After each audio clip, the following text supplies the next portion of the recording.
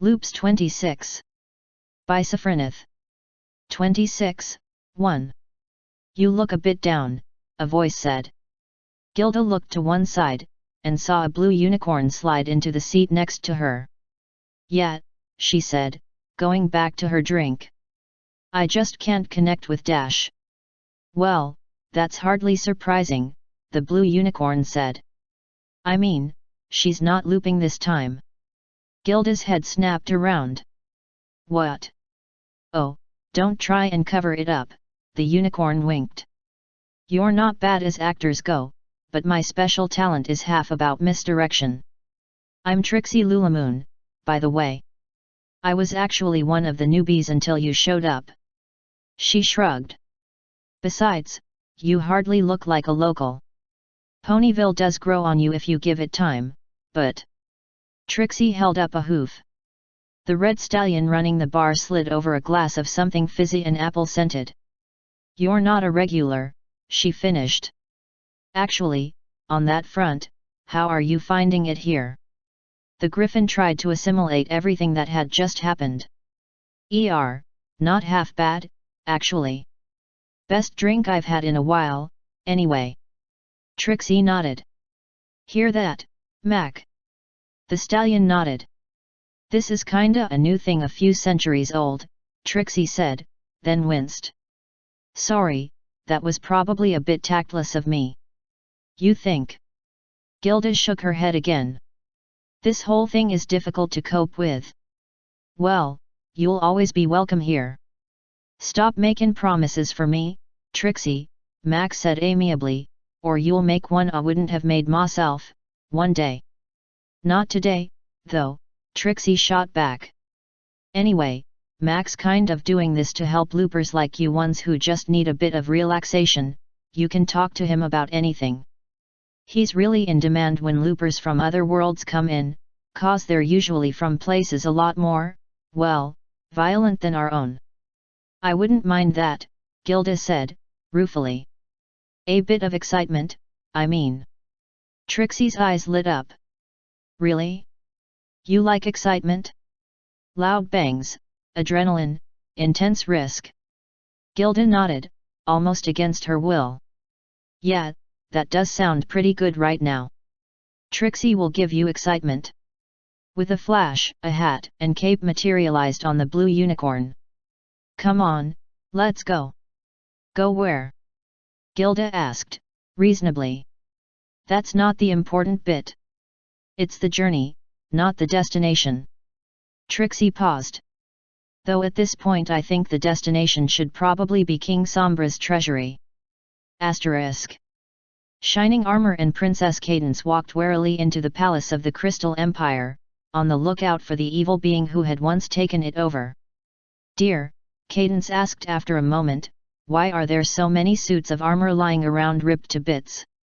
No idea, Shining admitted. They look like they got ripped to bits, and that one seems to have been struck by lightning.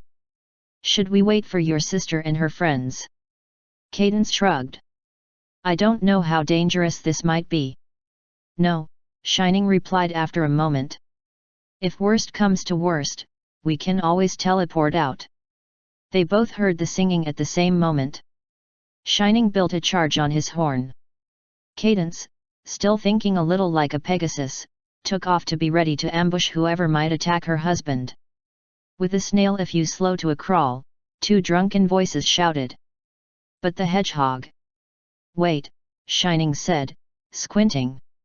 Isn't that, hey? The singing stopped. You, the blue unicorn, Shining continued, aren't you Trixie? Twilight's friend. I am indeed, Trixie replied, bowing deeply. Her hat fell off. I am indeed Trixie Lulamoon. Queen Trixie. Pardon? Shining asked, looking at Cadence for any kind of support she might be able to give. She shrugged helplessly, lowering herself slowly to the floor. Her companion pointed at the battered crown on top of Trixie's head. See? She's queen cause she beat up the king. That's how it works, she added with the assurance of the deeply sloshed, and looked owlishly at the empty bottle she was carrying in her right foreleg. "Hey, Your Majesty!" No response. "That's you," the griffin added, elbowing Trixie, who gave a start. "Yes. Me. What was it, Lord High Thingy?" "Gilda. We ran out of spoils of victory again." Trixie looked downcast. "Maybe one of these times we'll get our spoils of victory out of the building before drinking it all." Cadence plucked the bottle out of Gilda's grip. "This is one of the bottles from the Royal Reserve, down in the dungeons." Shining gaped. "You mean, they really did defeat Sombra?" "It was so cool," Gilda said, with gestures. Trix went kind of glowy and then grew wings, and then magicked him so hard it collapsed a wall on him. "Wings." Shining and Cadence exchanged a glance. "Hey, you want this?" Trixie asked, pulling the crystal heart out of her fallen hat. "I don't want it, but it's shiny." Cadence's eyes widened. "Sure," Shining said quickly. "And in return, we'll do all the admin and paperwork associated with your position." "What?" Trixie blinked, then snatched the crown off her head. "Paperwork, ew. I didn't know it came with paperwork." "You want it, Gilda?" "No chance." Gilda warded Trixie off. "Ah well." Trixie drop-kicked the crown into the distance. "Shall we go get some more spoils of war?" "Sounds good." Trixie wrapped them both in magic, and they vanished. Shining looked at where they'd been for a moment. "Well, that sorted itself out." Asterisk.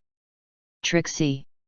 Gilda moaned through a blinding headache, "Why did we do this again?" "Because you need to learn awesome on your own," Trixie said, then winced.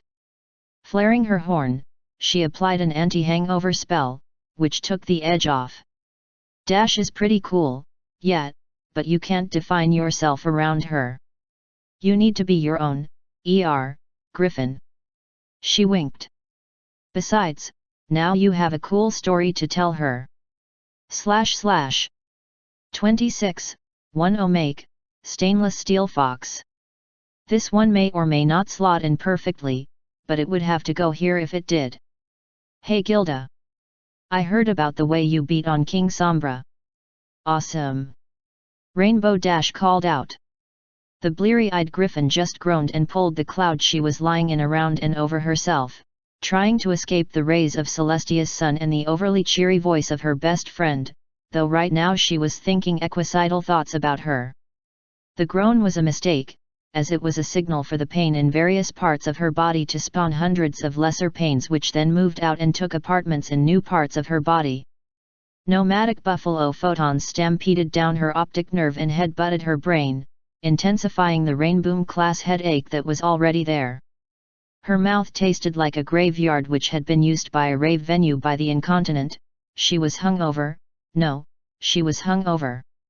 Gah, even thinking in capital letters hurt, and so did the tips of her feathers. That shouldn't even be possible. Griffins had the constitution of a buffalo, or rather buffaloes had the constitution of a griffin, but she and Trixie had drunk about half a cellar of King Sombra's private reserve. Crystal berry wine was sweet, fragrant with a wonderful undertone of honeysuckle and chocolate, and had a kick like an earth pony on steroids, and that was before it had 1,000 years to mature and increase in potency in a high magic environment. So it wasn't just a hangover, it was a magic hangover, and even Trixie's magic had only served to ease the pain. A vial flumped in the cloud beside her. "Here, drink up. This is a little something Apple Bloom whipped up." Is it poison?" Something quick and painless would go down well right now. At least Dash was being slightly quieter. "Ahoy, hangover cure. Guaranteed to move that thunderhead of a hangover, or your thunderhead cheerfully refunded." Gilda snatched it up and popped the cork with a claw tip, then gulped it down. There was no way it could make her condition worse, at any rate. It fizzed over her tongue in a peculiar way, and then she felt as if some pony had stuck a hose in her mouth and turned it on full blast, and water was shooting out of every pore in her body. She swelled up like a balloon and popped, and when she recovered, the pain was gone. In fact, she was ready to fight dragons. Whoa! Now that is what I call a cure. Who is this Apple Bloom, anyway? Earth Pony Looper. Kid sister of my friend Applejack. She's been learning zebra potion magic for a lot of loops, so she knows what she's doing. She makes them for Max Cafe Equestrian. Twilight is taking one to Trixie. Hey? You're awake. Gilda did a double take. Yep, not every pony wakes at the start of a loop, sometimes it doesn't happen till much later, though it's pretty rare. Gotta admit, you and Trixie teaming up? Never have figured it, but it makes a lot of sense. You're not mad? Gilda asked, shocked at the warmth she heard in Dash's voice. Rainbow Dash shrugged, shaking her head. Having other friends doesn't make your best friendship less best. I'd be pretty hypocritical if I got mad over you being friends with other ponies. Gilda chuckled. I never thought I'd hear Rainbow Dash use the word hypocritical. Dash joined in. Yeah. Blame it on the time I looped into a world where daring do was real. I know because I was her. If ever a loop taught me that being an athlete and an egghead weren't mutually exclusive, that was the one. That pony was in Twilight's league, but bucked flank like us. She saw Gilda's face fall slightly. Hey, buck up, you'll get your own awesome adventures now that you're loopy. What I was saying is friendship isn't a limited thing. The more you have, the more you get, and the more you can share. Speaking of sharing, I was looking you up to share some awesome with you. How'd you like to learn how to do a sonic rain boom? You're serious? Gilda's eyes widened. No, I'm Rainbow Dash, sorry Hogwarts joke, oh pony feathers, we've got a lot of catching up to do. Time for a popcorn memory session with Apple Bloom's Wayback Machine after this. It can read a person's memories and play them back like a movie. It'll prepare you if you ever end up in the same places, which seems likely. I thought you said she was all about potions.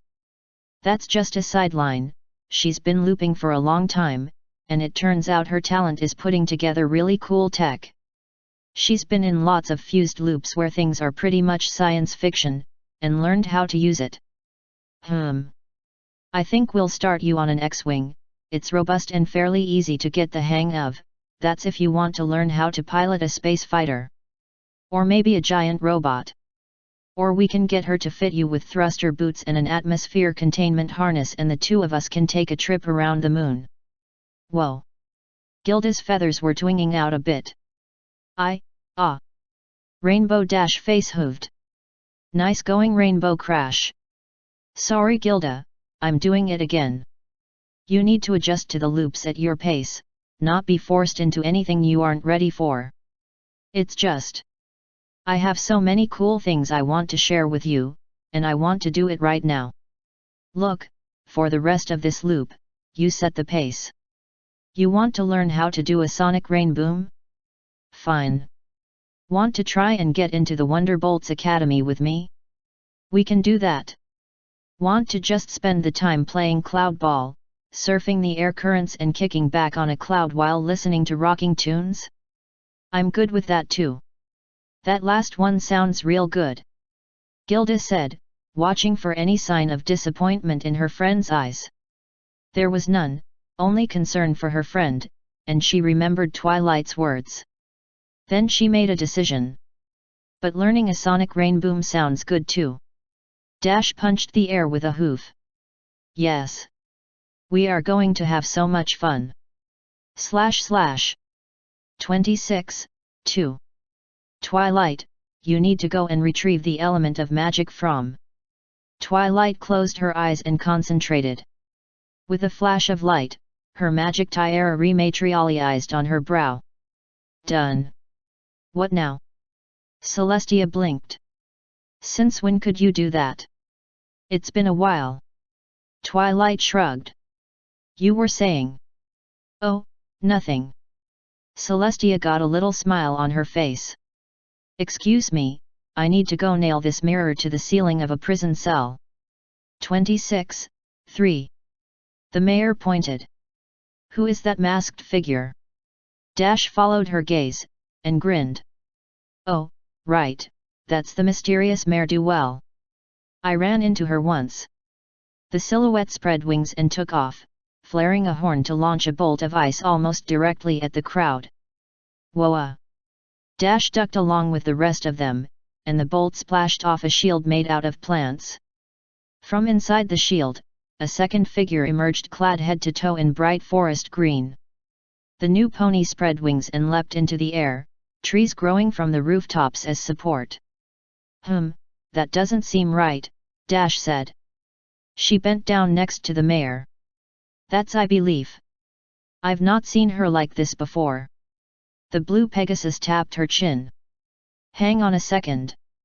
I'm gonna go have a look. She shot upwards, then returned to the ground. Thought so. What is it? The mayor asked, worried. Well, I saw, Dash counted them off.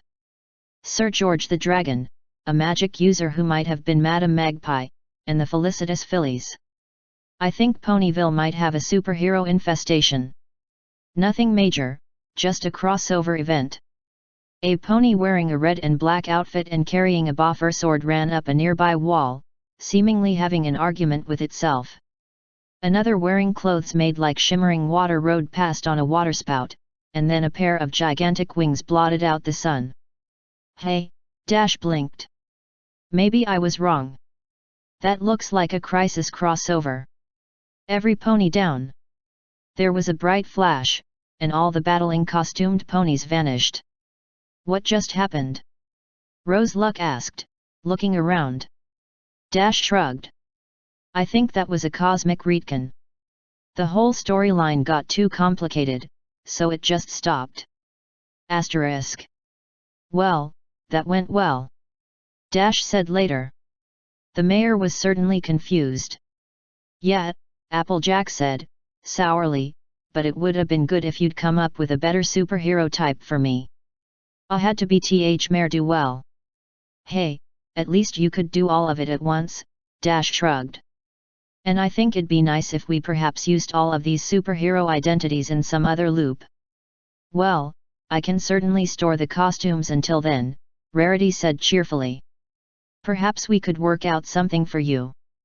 I'd prefer if I got to use these, AJ replied, summoning her Ember Celica from a subspace pocket. They ain't used as often as I'd like. Rarity's eyes glittered. One punch? Twilight nodded. Well, good to know it was funny. And yes, using those costumes again would be nice. Perhaps we could try the whole secret identity thing. That sounds good, Fluttershy said quietly. Speak for yourself. Pinkie said, grinning. She hadn't taken off her Deadpool-inspired costume yet, and all indications were that she'd just wear it for the rest of the loop. / 26, 4. Rarity trotted into the cavern, wearing one of her best dresses. Hello, Mr. Dragon? I have a business proposition for you. The dragon growled. Here it is, she said, nonchalantly sitting down on the edge of his hoard. I take items from your hoard and enchant them, making them much more valuable. Then, I go and sell them, and you get gold and jewels equal to the value of the initial investment plus 1/2 of the profits. And why should I trust you, pony? The huge beast sounded almost amused. This is a transparent ploy to walk off with my most prized possessions. No, not really, Rarity shook her head. You do insult me, sir. I assure you, this is no ploy. She paused. Really, must you be stuck in the first diarchy era? You have to make your gold work for you. I find it works quite well as a bed. Now, leave before I flame you out, he said with finality. Rarity examined a bracelet. You know, this would look lovely on a mantelpiece. The dragon inhaled, then let out a jet of flame. Lightning quick, Rarity swept the top layer off her dress and flung it at the dragon's mouth. Salute. The gossamer fabric quivered, then exploded into at least 30 tons of salty water. Dragon's fire met instant wave, and the whole cavern filled with pleasant sea scent and steam. Ah, lovely, Rarity said, sniffing the air. Oh, are you all right? The dragon coughed. Some of that went up the wrong way. Oh, I am sorry. She shrugged. But, well, it proves my bona fides, does it not? There was a silence. You said 2/3, didn't you? For shame. Rarity kicked the floor. I am an artisan, not a day laborer. 1/3. That is robbery. Snarls echoed in the confines of the cave, though the effect was spoiled by a cough. 60%. 45.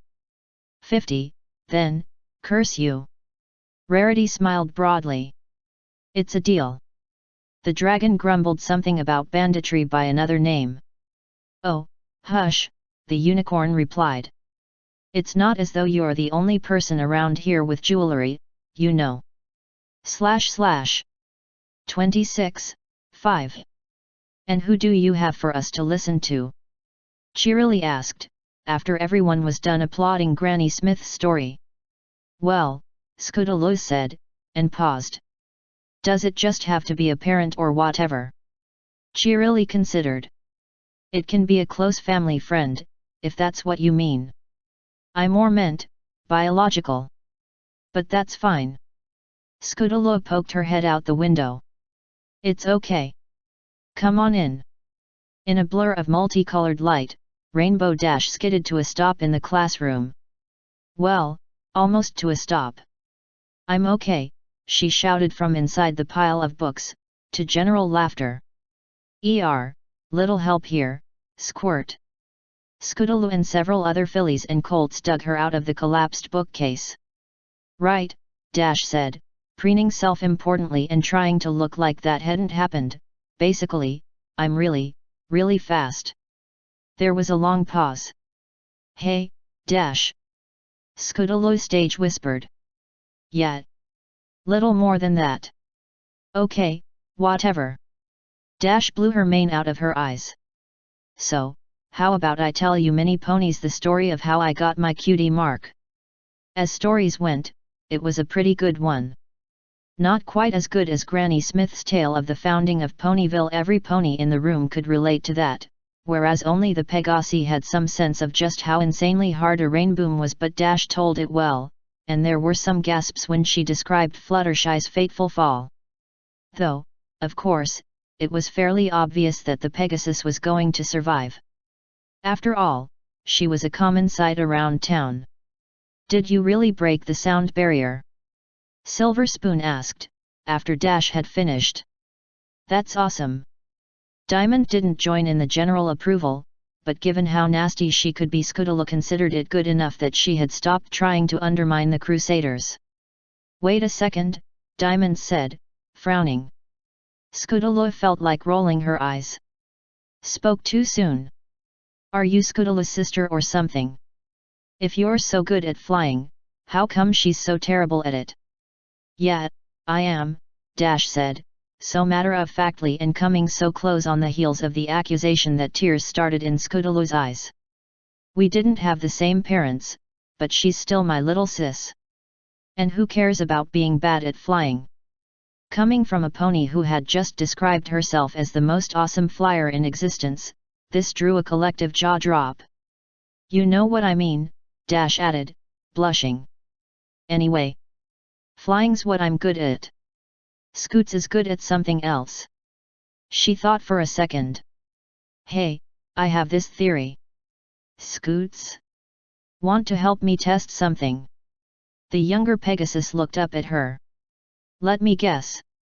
Terrifyingly dangerous, small chance of success, and pure awesome if it works. You know me too well, Dash replied, winking. Scootaloo was still a little nervous, but, well, Dash was old enough and experienced enough that this was at least partly an act. After all, a crazy and awesome older sister was worth major kudos. All right. I trust you. Asterisk. I take it back. Scudolo shouted, looking down at the ground miles below. Dash grinned. Hey, this is totally safe. Scudolo held on tighter to Dash's rainbow mane. Look, the elder pony said, in a much more serious voice. You are basically my sister. I meant what I said. And I will save you if this doesn't work. Scudolo gulped. Okay. Closing her eyes, she jumped. For a moment, she felt completely weightless. Then, as she accelerated, air resistance began to bite. Crud crud crud crud. What did Dash say? Air magic, right? Air magic. Reaching out with her weak but well-controlled air magic, Scudolo began shaping the airstream around her to reduce the air resistance. Another thought hit her, and she began flapping her small wings as fast as she could. You're doing fine. Dash shouted, easily keeping pace. Scudolo felt vaguely insulted that her mentor was actually doing this while lying on her back. Asterisk. Halfway to the ground, Scudolo was feeling overwhelmed. She was nearly as fast as she had to be, but somehow getting that little extra speed was beyond her. It was the kind of thing you needed full Pegasus wings and strong Pegasus magic for, not her half-developed adolescent version. The air she was shaping was useful, cutting through the atmosphere like a knife, but...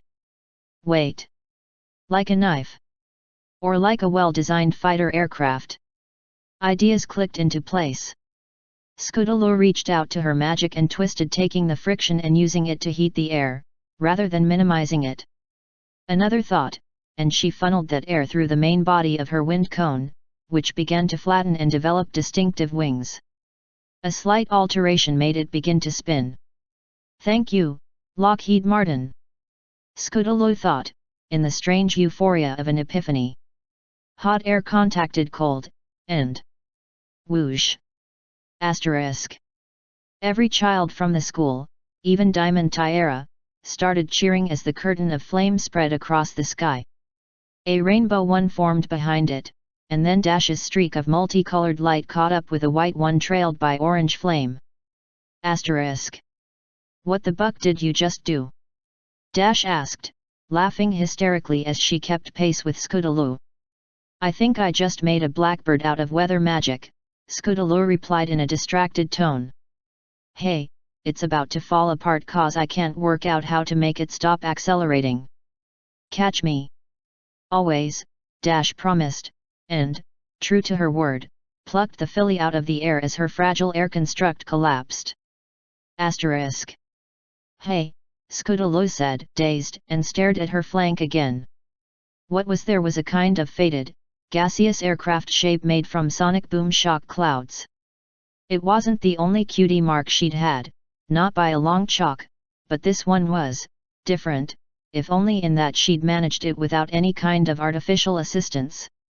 Apple Bloom hadn't stopped laughing since Scudolo had landed, except to point out between giggles that it was so typically Scudolo to have no idea how to keep an aircraft in one piece. Scudolo had tried to protest, but the engineer filly had reminded her of at least 3 separate planes that had simply fallen to bits around her thanks to overzealous straining of the airframe. Sweetie Belle came to Scudolo's rescue. Hey, Bloom. You do realize she's completely stolen the show this time around? Apple Bloom stopped laughing. Ah, shucks. So, Sweetie added, determined to get them all back to normal, you going to repeat this way of getting your cutie mark? No. Scudolo replied, eyes twitching. Not without at least 2 different kinds of safety gear. What, a helmet and shin pads? Bloom snarked. Scudolo considered it. I was thinking more along the lines of the world's biggest trampoline and a pinky promise not to get hurt. Actually, that might do it, Apple Bloom admitted. Hey, this gives me an idea for a song. Sweetie said. Grateful for the return to normalcy, both of the others threw pillows at her. Asterisk. She did what? Twilight asked. No, I did hear you. I just didn't believe you were that irresponsible. Dash looked down. Sorry, Chui. I was going to ascend to save her if I had to. I don't doubt it.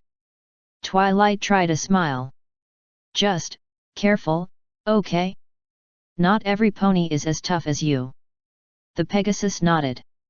Then her eyes widened, and she kicked the wall. Oh, Buck. I should have lent her my element. Would that have worked? Twilight asked, more to herself than anything. I would have thought the cutie mark had to be established. Oh, well. Getting out a notebook, she wrote something in it. You know, this is one of the first times any crusader has got a cutie mark based entirely off of in-loop actions. I mean, they've got ones before, but usually either when not awake or when in a loop somehow different to normal. Or they've made it a loop different to normal by building an aircraft or something, Dash muttered. Which is more or less what happened anyway. True, Twilight acknowledged. Okay, I think this one's going to be a friendship lesson. By the end of the week, please. The Pegasus groaned. Not again. Well, you have been a bit crazy these last few loops, perhaps you need to let some steam off, Twilight frowned. Wonder when the next giant robot loop is. / 26:6. So, Spike said, lying back in the warm sunlight of a new loop's second day, what should we do this time? Not sure, really, Rarity replied, trotting over with a huge towel. She laid it down next to him, making sure it completely covered the grass, then flopped down on it. Obligingly, Spike raised an arm and pulled the edge of the towel under his side. The dragon pondered for a moment. Fancy a world tour? That might be nice. Really? Spike said, grinning. I'd only suggested it for a bit of a laugh. Are you sure it's fine? Yeah. Rarity winked. Just give me a day or so to set the shop up. Asterisk. Ready? Spike checked. Of course. The unicorn nodded down the road. Come on, Manhattan awaits. Out of curiosity, Spike said, as they got going, loopers could travel light with the best of them, using their subspace pockets to hold luggage easily. How did you get the shop set up? Oh, I blagged an imhoff of Twilight. You know, the virtual doctor things from the Star Trek place. No AI, she shrugged, but it should be quite sufficient with a little reprogramming. Asterisk. Hello, the stallion said, looking nervous. This is the Carousel Boutique, right? With a flash, a unicorn mare appeared in front of him. Her face was composed, and she wasn't quite focusing on him. Please state the nature of your fashion disaster.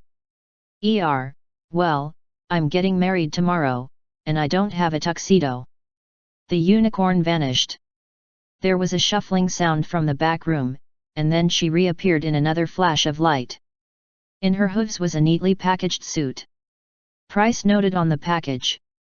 Please leave your details and feedback. Feeling quite thoroughly creeped out, the stallion left his name, address and the money and left as fast as he could. The suit fitted perfectly. / 26:7. What is the meaning of this? Blueblood said, looking down at a rather scruffy earth pony stallion. Where is your ticket? I told you, I don't have one, the stallion replied. Look, I never expected to need one, but me no buts. Blueblood shook his head. This is an invitation-only event, and I do not intend to see the wedding of my cousin and her fiancé marred by any old nag off the street. Look, Blueblood, it's me. The stallion's eyes pleaded. I don't know where my horn went, but it's me. Shining armor. Tosh. Blueblood turned up his nose. Captain Armor is a unicorn of great distinction and rather good breeding. You are some earth pony with a similar cutie mark, trying to con your way into the palace. Guards. What's going on? Cadence's voice came from the direction of the grounds. Is it Shiny? He's ever so late, the sun's gone down. It's me, Cadence, the stallion shouted, before Blueblood threw a silencing spell at him. Cadance flew over the last fence in the way with a little fluttering hop and slowed to a stop, eyes wide. "Oh! Please, cousin," Blueblood's tone softened.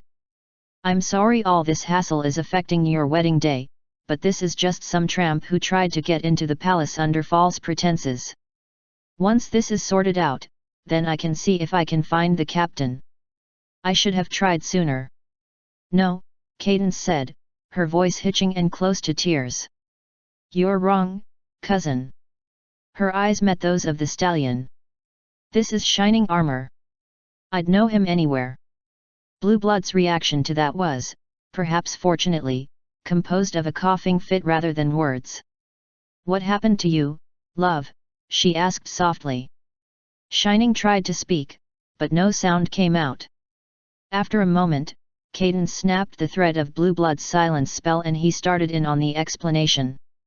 "It's a curse," he said, his clear voice carrying. "By night one way, by day another, this shall be the norm.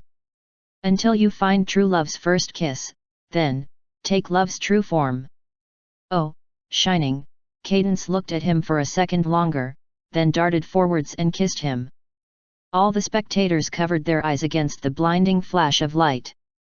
"Hey," Shining said after a moment, looking down the barrel of his body.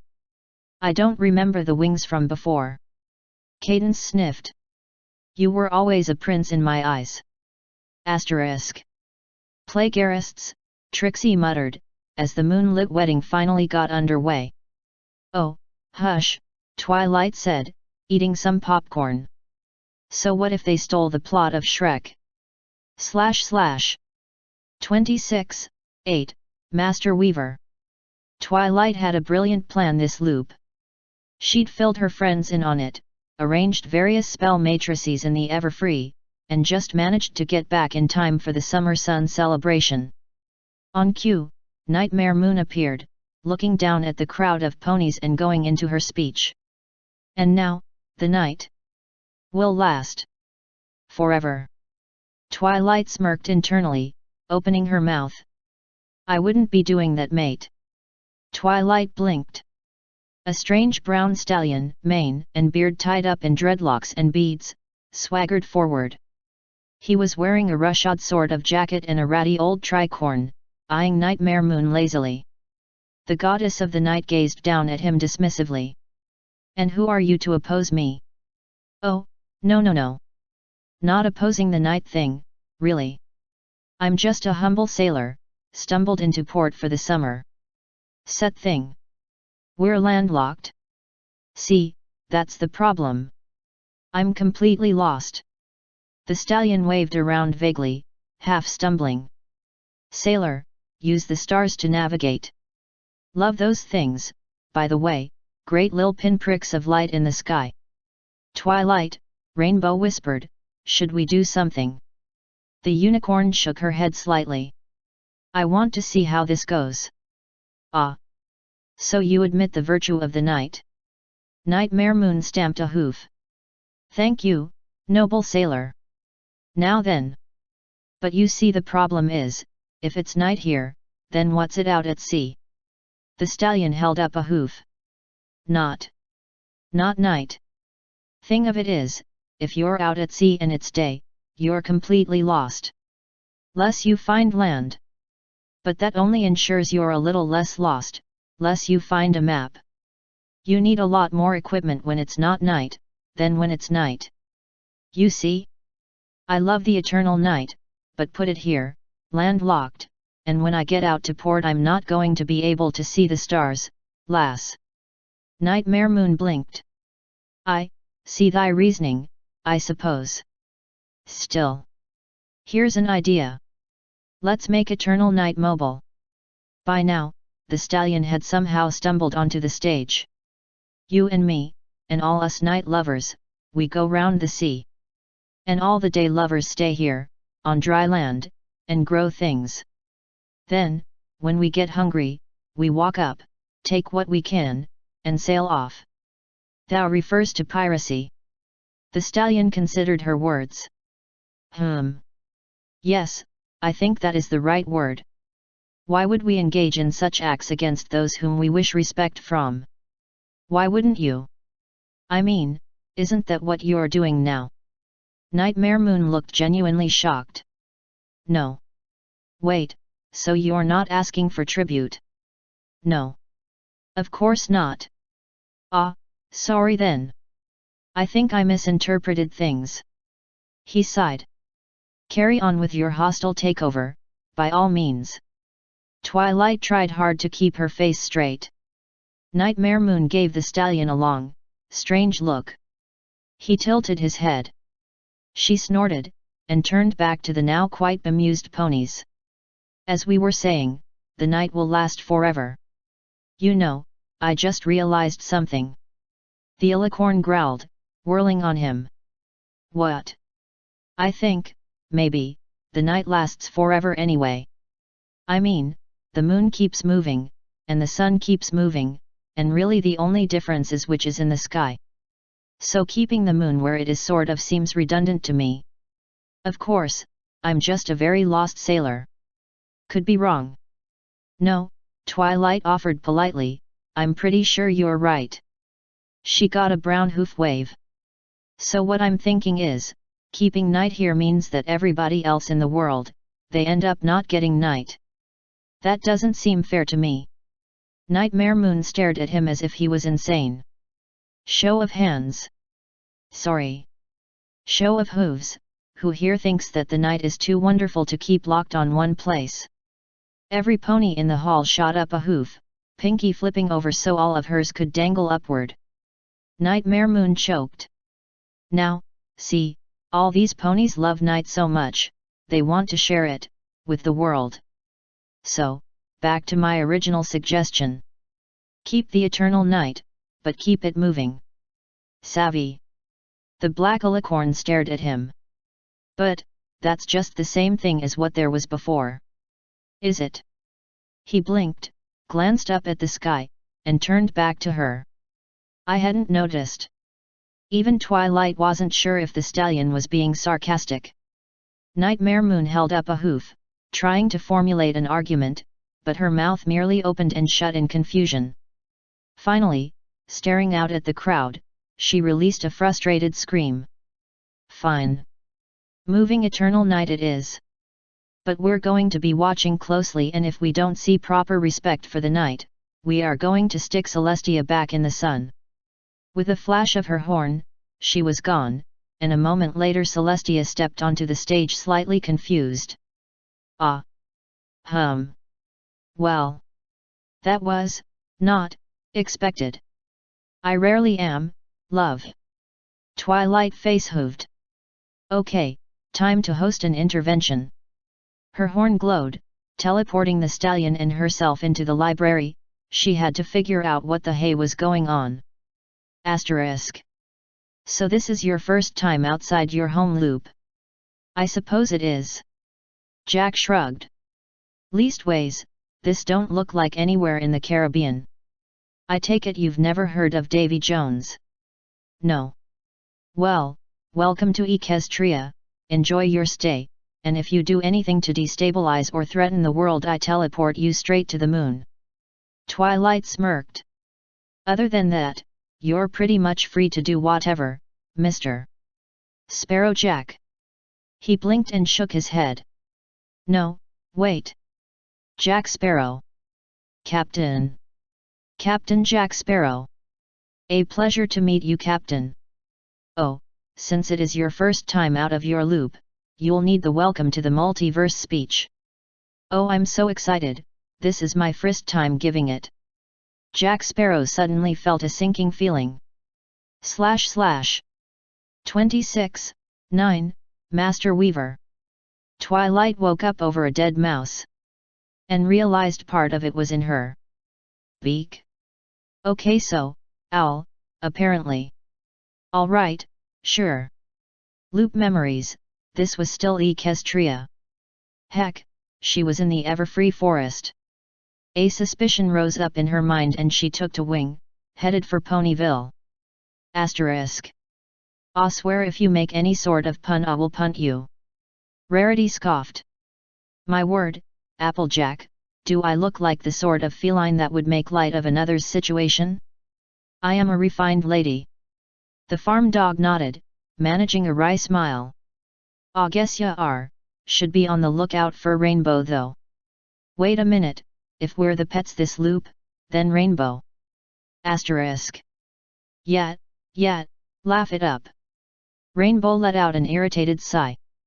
Twilight was a short distance away, hooting with laughter and rolling on the ground.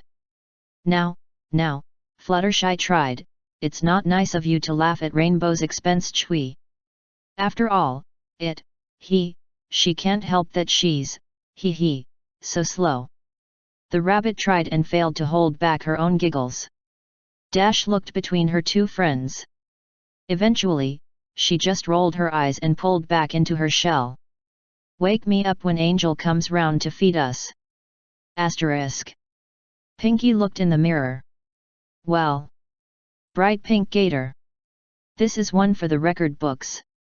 Asterisk. Are you sure you want to do this?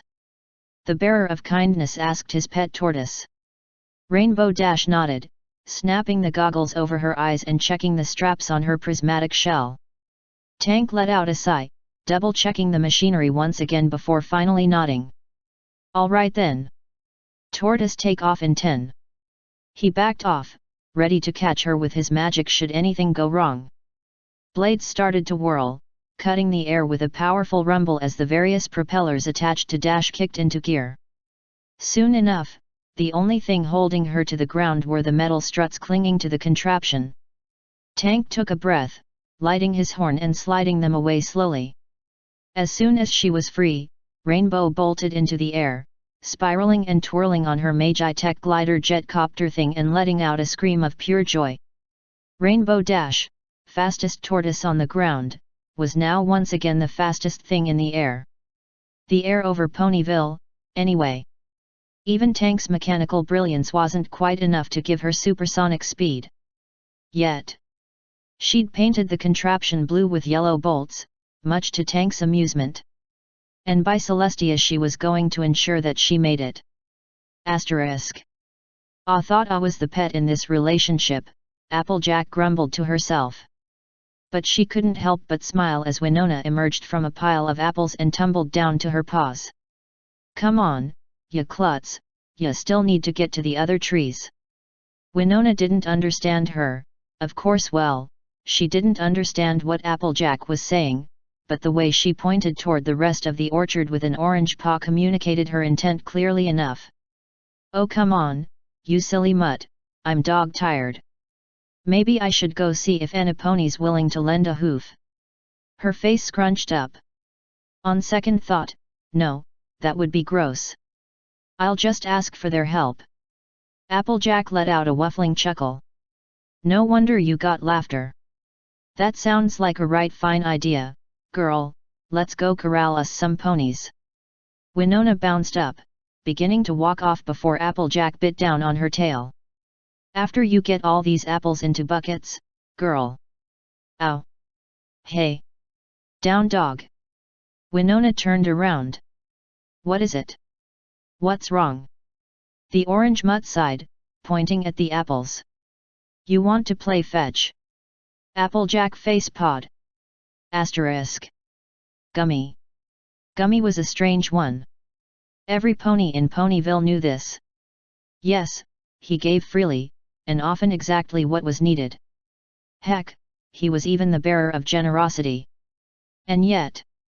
Some said it was his eyes. Some said it was his vacant expression. Some said it was the way the earth pony moved so silently, you couldn't hear his hoof steps on hard cobble. Some, quietly, blamed the genetic quirk that prevented him from growing teeth and made the rare sound of his voice an oddity, though they would never say it out loud. All in all, something was off about that pony. How did he know what you needed? Why did he crop up when you needed him, and just as suddenly disappear? Where did he get the stuff he gave?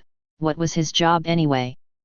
Yes, he hung out with his friends, but he would smile, frown, and never open his mouth. Never even to eat. Although, given the tooth thing, maybe he was just embarrassed. Strangest of all was his hot pink alligator. She couldn't talk. No. She sang. And danced, but any animal could do that. The toothy grin almost permanent on her face was somehow heartwarming and endearing and not at all predatory. On occasion she even played with young foals, even stranger, if the parents got worried and tried to stop her she would nod and walk away, calmly, as if she understood. They were an odd pair, Gummy and Pinkie Pie, and no pony really quite understood them. Asterisk. Opalescence smiled gratefully as Rarity brought up the appropriate gems. Thank you, darling. You've quite a good taste, I wish I could make you an outfit. She sighed. If only you didn't have such long fur. Ah, well. Back to pleasing the idiots in Canterlot. Should I take offense to that? The white unicorn turned to the brown Pegasus walking in through the boutique door. You're not in Canterlot anymore, you're not an idiot at all, and I doubt Princess Philomena would disagree with my assessment of the nobles, so I'm going to say no. Why are you here, Owlie? Just warning you there's going to be a storm Tuesday. The Pegasus shrugged. I wasn't aware if you had any important meetings, but I know that impressions are important. Opalescence nodded at him thankfully. I'll be sure to have a day in then. Thanks for the heads up. Part of honesty is facts, and I felt I would be denying my element if I left you uninformed. That got a mild chuckle out of her. Honestly, you try too hard. You don't see me casting spells left and right. By the way, could you tell Pee-wee his phoenix has been sneaking over here? Certainly. Has there been any issues? Well, no, not exactly. The unicorn shuddered. It's just. I think I spotted him making out with Rarity. The Pegasus raised a thick eyebrow. Truly. I don't know what she sees in him, purple and green feathers, so gauche. And apart from that, she's a cat and he's a bird. Opal shuddered. Still, I guess I can't actually stop them without spaying her. Not going to do that. Angel gets really aggressive about things like that. Yes. Cloudsdale culture can do that. Very well, I'll try to get Pee-wee to rein Spike in, but I doubt he'll do it. Owlie shook his head. That young dragon. Why did I ever hatch him? You wanted an intellectual challenge and didn't actually expect your methods to work, Opal deadpanned. Ah, yes. Oh, have you seen Twilight anywhere? She's been missing for a couple of days. Opal shrugged. No clue. Go see if Angel knows anything. The only owl I understand is you. She grinned. Actually, aren't you up a little early? It's not even evening yet. Oh har da har har. 1 week of all-nighters and you never live it down. Asterisk. Fluttershy looked up. So. Let me see if I understand this. You wanted to see if the alicornification spell worked on an owl. Yep. And now? She gestured. You're an owlbear. Twilight rubbed one of her antlers awkwardly. Yep. How? How does this even make sense? I'm still part owl. The violet giant giggled awkwardly and cringed. I can fix this, I think. I just need a few things. Fluttershy sighed, tugging at her long ears. I'll go see if I can sneak something from Angel for you. What is it you need? // 26:10, Mr. K. Twilight woke up in a comfortable bedroom and waited until the memories hit. She was human this loop, and very young. Her name was Ty Lee and she was just about to start 4th grade at Ponneville Magical Elementary School along with her friends, Jacqueline Applesmith, Bonnie Dash, Felicia Shy, Rarity Bell, A&D. A&D. Oh no. Asterisk. Mina Diane Pinkie Pie woke up on a train with a huge grin on her face. Her parents were drilling experts working for BP who had recently transferred to the London division. That meant that she was going to Hogwarts. On one hand she was going to miss all her friends, but on the other hand, she had never had a solo Hogwarts loop before. Also she had hands again now. They always made her giggle. Like 5 tiny legs on the end of a longer leg. Neville opened a compartment of a train only to see a strange girl with light red hair giggling while wiggling her fingers. Mustering up what courage he had, he attempted to get her attention. Hello. My name is Neville. Have you seen a toad around here? He may answer to the name, Trevor. I'm afraid mine seems to have run away. The girl whirled her head towards him and grinned in a wide, and somewhat disturbing manner. Hi Neville. My name is Pinkie Pie. Actually it's Mina Diane Pie, but everyone just calls me Pinkie Pie. Don't worry about your toad. Gummy and I will help you look. Thank you. The young wizard was having second thoughts about asking this girl for help. No problem. Pinkie said and whipped out a small alligator from somewhere, and held it in both hands. Gummy, find Trevor. The alligator just sat there in her grip, only slowly wagging his tail. This way. The girl jumped up and ran out of the compartment. Neville followed cautiously and with growing dread. Asterisk. Godric Gryffindor had created the Sorting Hat with more than a few secrets. One of them was a result of him trying to figure out a way of dealing with children who were advanced enough to have trained their minds to be unreadable by said hat. The quickest way he solved this problem was to make the hat automatically sort anyone who it couldn't read into his house. In addition to getting talented children who had been skilled in controlling their own minds, this little feature would result, over the years, in Gryffindor getting a half-giant boy who would otherwise gone to Hufflepuff, and a werewolf who would have been a shoo-in for Ravenclaw. So when Pinkie Pie put on the Sorting Hat, it just yelled out Gryffindor and automatically rebooted itself from the sugar mind-induced magical blue screen of death. She quickly ran down and sat next to Neville at the table. They had found Trevor in minutes. After Pinkie introduced the terrified toad to her alligator, she had declared herself and Neville to be best friends in Hogwarts, whether the boy wanted to be or not. Then, she had proceeded to buy and eat most of the candy that was left on the snack cart. Neville had a feeling it was going to be a very long, very interesting year. Asterisk. You have to calm down, Applejack told Twilight.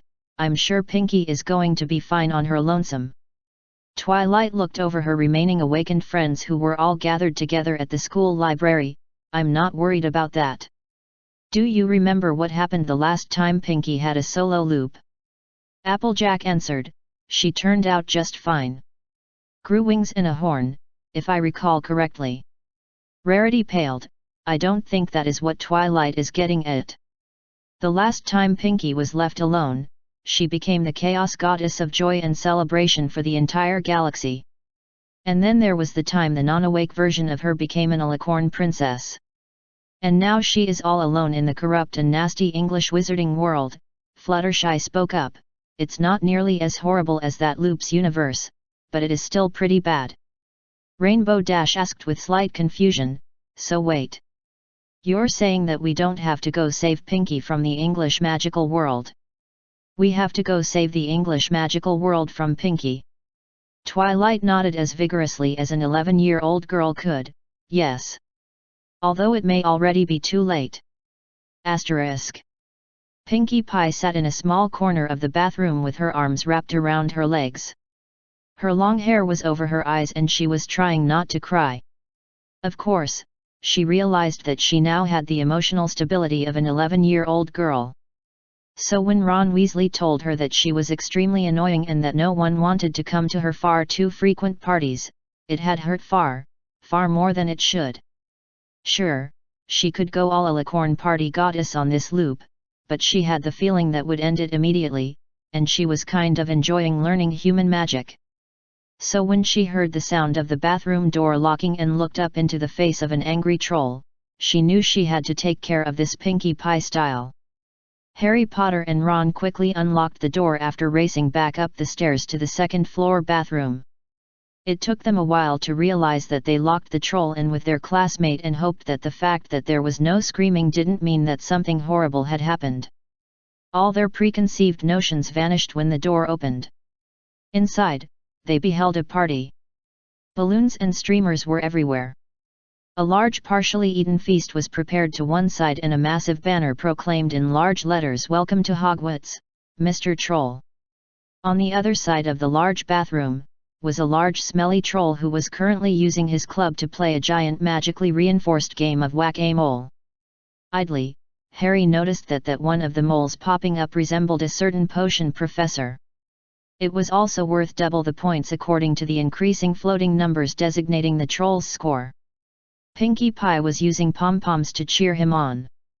Then she noticed the two boys. See? Not everyone thinks my super fun parties are annoying. Isn't that right, Mr. Thock?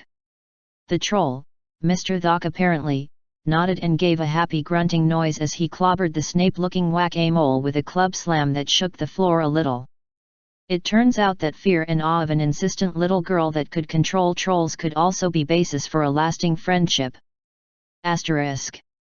Twilight was just about ready to teleport the gang over to England on a rescue mission when an owl holding an alligator holding a letter appeared outside her window. The girl slowly and cautiously let them into her room. The very familiar alligator opened its mouth and dropped the letter on her bed before the two flew into her bathroom and closed the door. Soon, there was a sound of her bathtub being filled with water. So what does it say? Applejack tore Twilight's attention back towards the envelope. Twilight carefully picked up the letter, opened it, and began to read. Hello, friends. This is Pinkie Pie. Hopefully you are all awake and bright-eyed and bushy-tailed, not that we actually have tails anymore, bushy or otherwise, although I'm working on that. I don't know if you all want to come and rescue me from the spooky haunted super magic castle, but I am having tons of fun here learning magic. Most of it even works for me. Well, some of it does. I'm no expert, but the fact that I still have Earth Pony magic and Chaos Goddess magic running through me, somehow, makes the normal magic I'm trying to learn act all kooky strange. The way I understand it is that it isn't like plugging a DC device into a wall socket with no converter, but more like prying open the battery case and stuffing it full of Waldorf salad, hot lava, and magical amulets, then hoping for the best. Half the time, my spells work just fine. A quarter of the time, they work, but are either way too powerful or barely powerful enough. And the last quarter of the time, strange things happen. The professors are still trying to figure out how I turned a regular feather into a giant angry unkillable purple tentacle plant that was also on fire. They say that part of the castle will be safe in another few days or so. A week at most. Our transfiguration teacher turned into a human from being a cat, but then lied and said no when I asked if she was a moon cat. I don't know who her magical girl is, but I will find out soon. She was also unhappy that when she turned her desk into a piggy, only I was quick enough to be able to ride it out of the room and into the hallway. Oh, in other news. I threw a party for a Mr. Thock, who is a giant troll.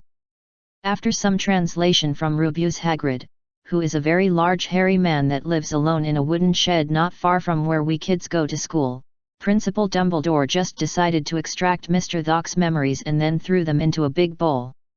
Then he tried to play apple bobbing, but with memories instead of apples. Then he got really mad and chased Professor Quirrell out of the school. Ron, who is a boy in my house and my new friend, asked me to not have so many parties. I happily agreed. Then I met with his brothers, who are twins and love pranks of all sorts. We came up with so many good ideas. So many. I'll try to record some of the good ones so you can see them, Dashy. Ron was upset at me when he thought that Gummy ate his missing rat, Scabbers. But I told him that Gummy has no teeth and that I would get him another pet that is much better than his old rat. I'm mixing up several batches of polyjuice potion right now. Not sure what I'll get when I mix bits of every magical animal I can find together and then feed it to the giant freshwater squid, but it has got to be better than a boring old rat, right? Don't worry, the ingredients were super easy to get with the potions teacher in the hospital. They say something shredded his mind real bad. I have no idea what it was, but I think it tried to get me too because right before he collapsed all twitchy and foamy at the mouth, I had a brief headache. I think it was some kind of invisible mind ghost, but I laughed at it and it hasn't bothered me since. Actually those last parts happened around Halloween, which is 3 months from now. And I think Gummy should now be done with his bath. In ending, hope everything is fine with all of you. Don't come rescue me. I'll write you guys another letter when a good time to go visit would be. Toodles. Pinkie Pie. When Twilight finished talking, the owl swooped out of the bathroom carrying the newly cleaned alligator. The alligator opened his mouth and a giant red swirling portal formed in front of the two animals, closing quickly once the two flew inside. For a moment, no one spoke. Then Applejack stood up and calmly put her hat on her head. See? I told you she was fine. Everything is fine. I'm going to go home now and pretend really hard that magical Pinkie Pie is farther than only half the world away. Good night, all.